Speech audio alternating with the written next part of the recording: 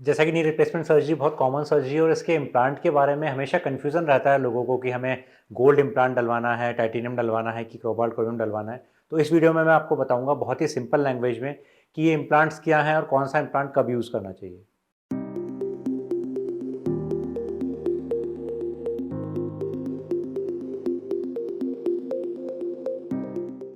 नमस्कार, मेरा नाम है डॉक्टर धीरज दुबे और मैं शैल्बी हॉस्पिटल जयपुर में सीनियर जॉइंट रिप्लेसमेंट सर्जन हूँ। तो आज के इस वीडियो में मैं आपको बताऊंगा कि नी रिप्लेसमेंट सर्जरी के अंदर जो इम्प्लांट्स हम यूज़ करते हैं वो बेसिकली है क्या।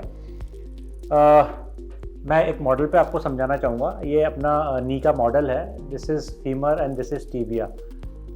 इससे मिलके ही नी जॉइंट बनता है। जब ये हड्डियाँ आपस में टकराती हैं तो इसको हम आर्थराइटिस बोलते हैं। इस टकराने की जो कंडीशन है इसको वापस से रिप्लेस करना इन इम्प्लांट्स के साथ। ये इम्प्लांट्स हैं, ये कैपिंग हमने इस पर लगा दी फीमर पे और सेम ये कैपिंग लगा दी टिबिया पे। तो अभी आप देखेंगे ये कैपिंग जब इन दोनों बोन्स के बीच में आ गई तो इन दोनों का टच होना बंद हो गया, टकराना बंद हो गया। This is basically a replacement. This is not replacement, this is रीसर्फेसिंग। Basically replacement जैसा कुछ नहीं होता।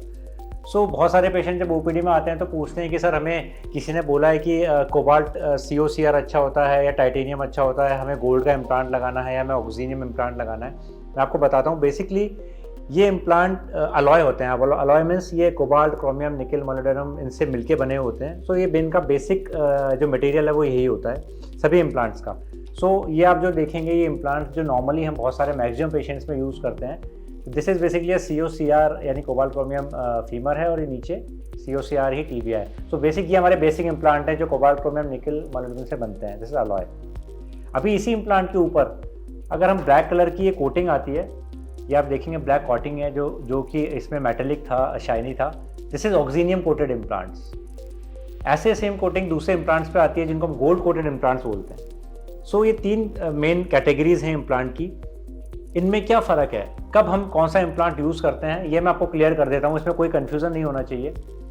हमारे सारे पेशेंट्स में इनफैक्ट 99% पेशेंट्स में हम लोग यही जो रूटीन इम्प्लांट्स यूज़ करते आ रहे हैं बहुत सालों से वही इम्प्लांट यूज़ कर रहे हैं। कुछ पेशेंट्स जिनको मेटल से एलर्जी की हिस्ट्री होती है, जो मेटल एलर्जिक होते हैं, लाइक आपने आर्टिफिशियल ज्वेलरी पहना उससे एलर्जी हो गया या कभी मेटल को टच होने से एलर्जी हुई, उन पेशेंट्स में सेफर साइड में हम लोग इनके अलावा जो कोटेड इम्प्लांट्स हैं लाइक दिस ऑक्सीनियम कोटेड इम्प्लांट्स या फिर गोल्ड कोटेड इम्प्लांट्स जिनको हम लेमन लैंग्वेज में बोलते हैं, उनको यूज़ करते हैं।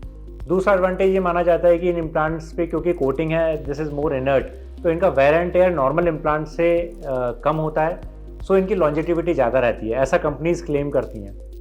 We don't have data till now, ऐसा हमारे पास डेटा नहीं, बट कंपनी क्लेम करती है कि इस तरह के इम्प्लांट्स ही हैं। इसलिए इन इम्प्लांट्स को हम नॉर्मली, हमारा इंडिकेशन जो इन इम्प्लांट्स को यूज़ करने का है ऑक्सीनियम एंड गोल्ड का, वो दो मेन इंडिकेशंस हैं। एक तो मेटल से एलर्जी जिन पेशेंट्स को होती है उसमें हम ये यूज़ करते हैं, एंड सेकेंड जो यंग एज के पेशेंट्स होते हैं, बहुत अर्ली एज में अगर हमें इस इम्प्लांट्स को यूज़ करना है ताकि इनकी लॉन्जेटिविटी लंबी रहे तो हम यूज़ करते हैं।